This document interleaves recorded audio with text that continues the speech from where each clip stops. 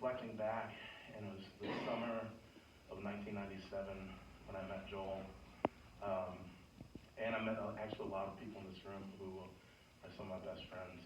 Obviously, hang out at Beverly Park, which was a gathering place for many people who were a lot different in this community on the south side. We were listening to punk rock, skaters, hip hop, a bunch of different people who didn't really fit the mold of your typical Beverly Irish Catholic mold. And Joel was one of those people. I met him on a bus stop with Ken Kadovich, and we exchanged numbers.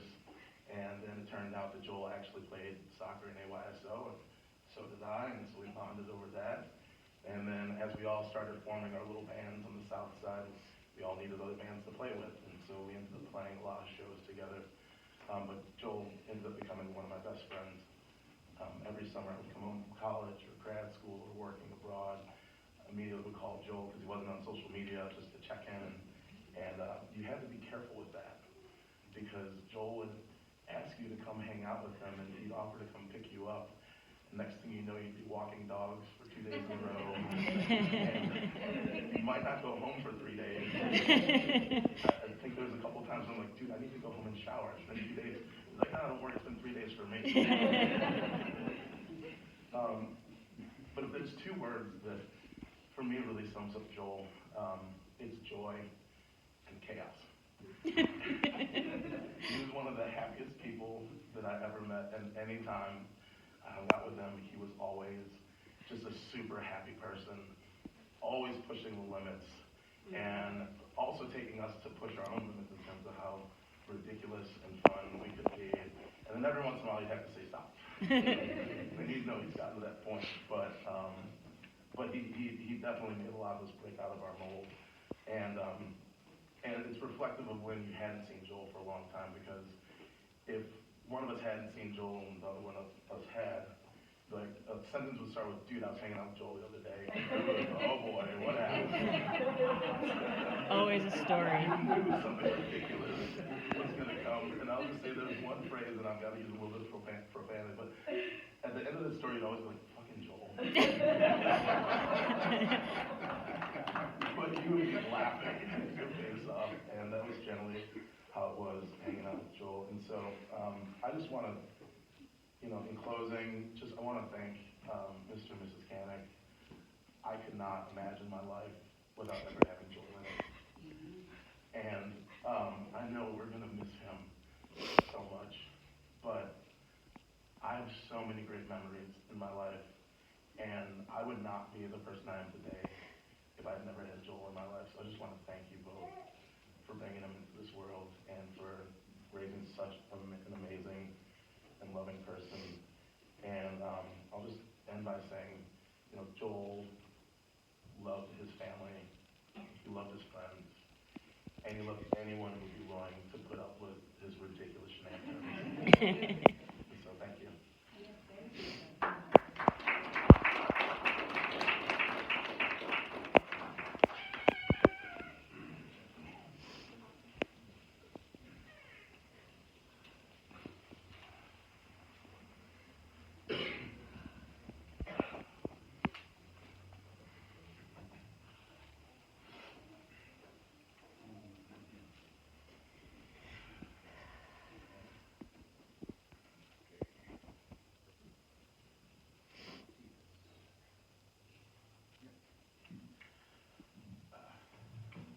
Hello, my name is Scott Dukar.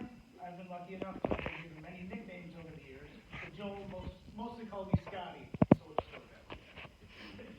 I'm sure Joel's family appreciates everyone gathering today, as do I. And I hope Eugene, Oral, Renee, and Lisa also feel the love and compassion from those who could not be present but wish they could.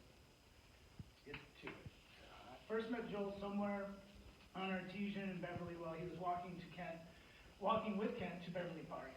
I was riding my bike home from hacking sax and talking about Nirvana and other bands with my friends there. I think I had already met Kent, and he introduced us. We had a quick chat, parted ways, but a short time later, the three of us, plus Joe Schubert, would combine to form the punkest band in the world, The Awful. I think it was Pat Kadovich who described us as describe as something to the effect of they're a political punk band, but none of them can even vote yet.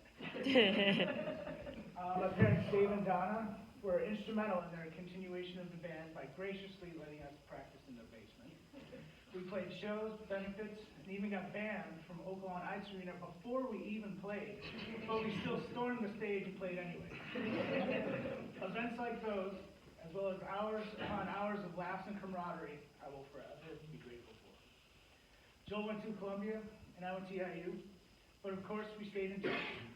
I'm eternally thankful for the lifelong friendships I've made at Eastern, but sometimes wish I would have gone to Columbia to see some of his art endeavors and performances in person, such as a 100-foot movable graffiti wall and a human-sized tribute to Johann Gutenberg's printing press, where he turned himself into the human movable type by being suspended by a janky body harness, dipped in ink, and then pressed onto canvas. In the winter, on Michigan Avenue. When it came to art, his creativity and aspirations knew no bounds. This special group of family of choice has had some wonderful additions to the roster over the years, but has also lost some amazing people I feel honored to have known. Kent, Tark, Mikey, Shubes, and too many others to list here today. I know they all love Joel too. One way Joel and I honored Kent was to start the band Fornication Station, to avenge his death in the form of sexy rock and roll. I had recently moved to Austin, Texas, but that didn't stop Joel from materializing this campaign. He asked Adam Hughes to record a couple songs Joel had written and sent them down to me so I could learn them on drums and bass. Then a few weeks later, he flew down. We finished writing a total of 7 songs, practiced twice, recorded everything on 2-inch tape, and played a show, all within 2 weeks. It was all for Kent, but the last track, Ordinary, which we heard, where it's just Joel and an acoustic guitar, perfectly encapsulates the strength of his bond with Kent. As goofy as his humor was, Joel was always serious about his music, his art, and his friends. Joel continued this project, and many other music projects until present, as making music was truly a source of joy and comfort to him, as he could share that creative experience with those he loved. Joel's visual and performance art was also an integral part of his persona. I will forever cherish these pieces I have, and I hope you do too. The common thread through all this Joelness is how most of what Joel did was for others, whether it was producing art in one of many forms for others to experience, or to quickly turn a sour attitude around by making a perfectly timed joke, or even just making laughs by singing the Big Mac song to break up an awkward silence. If Joel had 6 beers, you each had 3. If Joel had 2 slabs of ribs, you had 1. Speaking of ribs, Joel made the best ribs I'd ever had. I never had Mikey, so those are probably better, but the ones I did have, Joel's were the best. And they always took 4 hours longer than he initially told you they take, but worth it in the end. It's been hard to think of just one story to share today, as there's been so many side-splitting, can't breathe because we're giggling so hard moments, as I'm sure y'all have had many of those as well. Okay, one quick story. Joel was visiting me down in Austin. Well, things to do in Texas is you eat barbecue and shoot guns.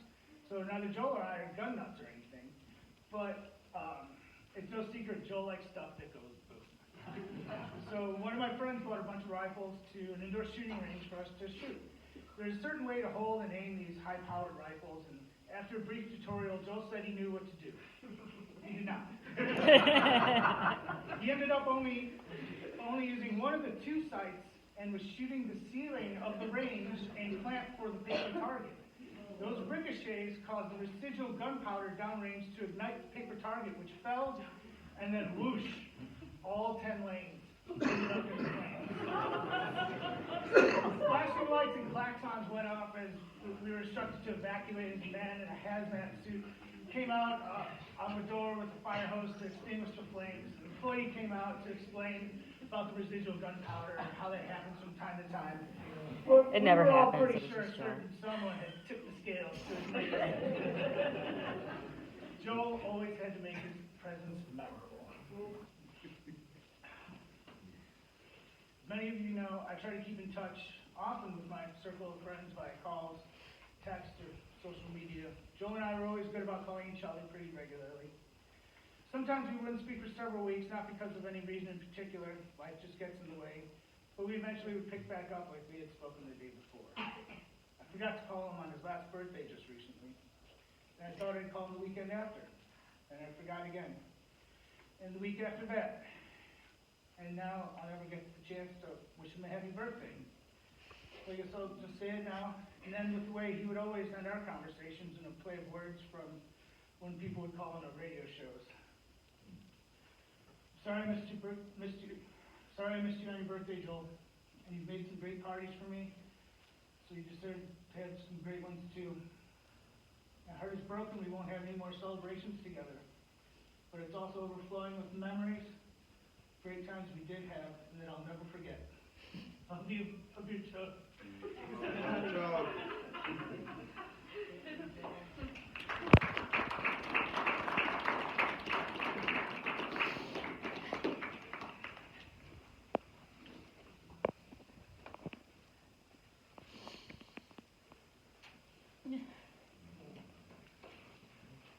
Well, I'll go up. I got to like mother's perspective. I'm old school.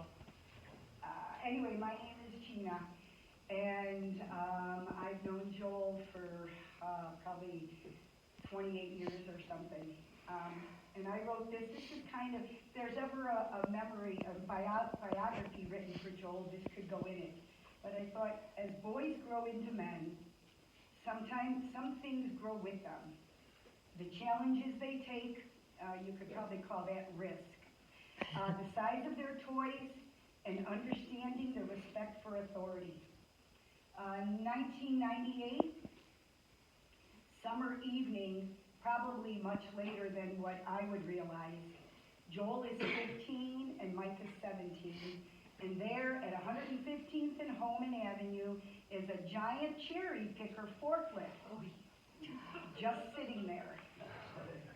Could two bright young men figure out how to control it? Challenge on.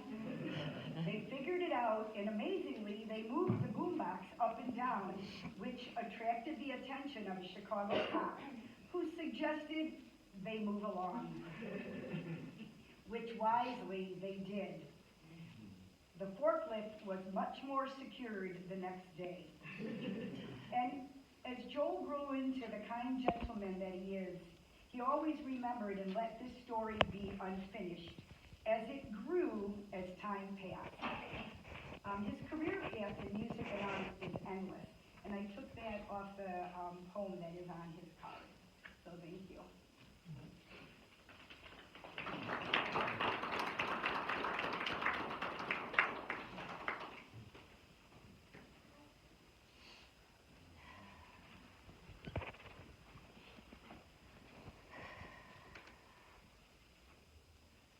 Joel Mechanic was one of a kind, more than one in a million, completely unique.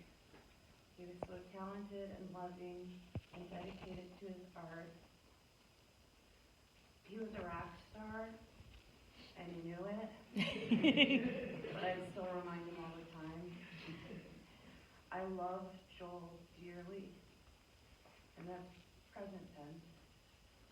Not, I loved him, and I will wake up tomorrow, and I love Joel, and I will wake up every day for the rest of my life, and I love Joel.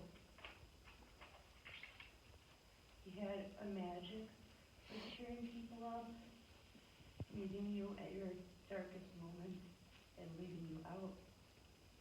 He could always make me laugh, even if I was determined to be the crust and grumpy. And I know right now, for many of us, happiness seems like a distant dream. But remember, this is what he wants for all of us. So, we all can keep a memory of Joel in our pocket as we walk this earth when the grief becomes overwhelming. Whether it's something funny he said, or something amazing he did, or for the time he was walking the dog and somehow got his ear stuck in a tennis net. He's going to be so missed. The world has lost a very bright light. And you might know that Joel always likes to leave little notes around. And I just came across this one a couple days ago. Asterisk.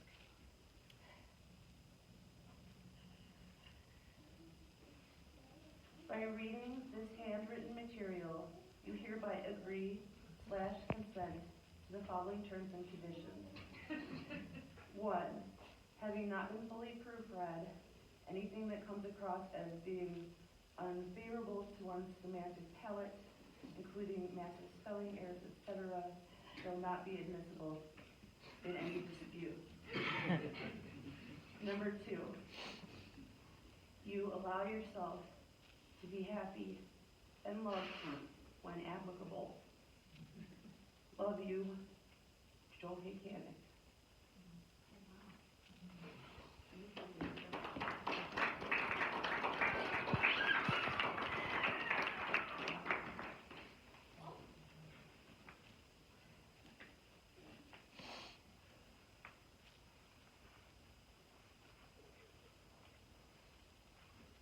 Are there any others who'd like to say a few words before we begin paying our last respects?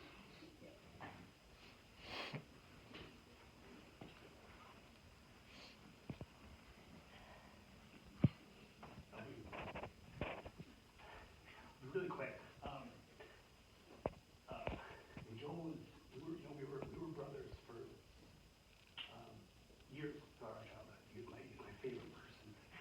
I've been blessed with such close friends. I remember those years, just knowing that, like, I'm going to use the word like soulmate in a weird way. But that's how our friendship felt.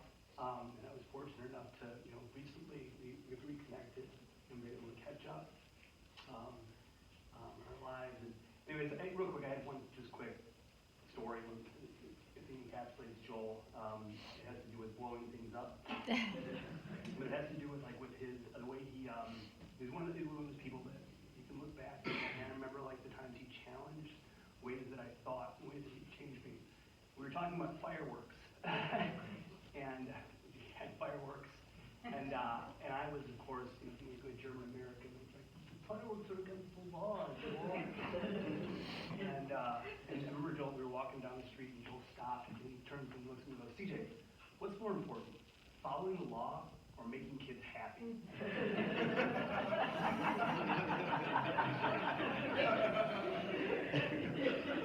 Exactly. The way he would do, and that was him. That's how he thought about everything. I mean, the number of times I would say something, and he would challenge it, but challenge it in that way. And I would, kind of it would take me a few days, and I'd be like, man, I'm embarrassed. Kids happy is more important. Anyway, just wanted to share that. I miss him so much.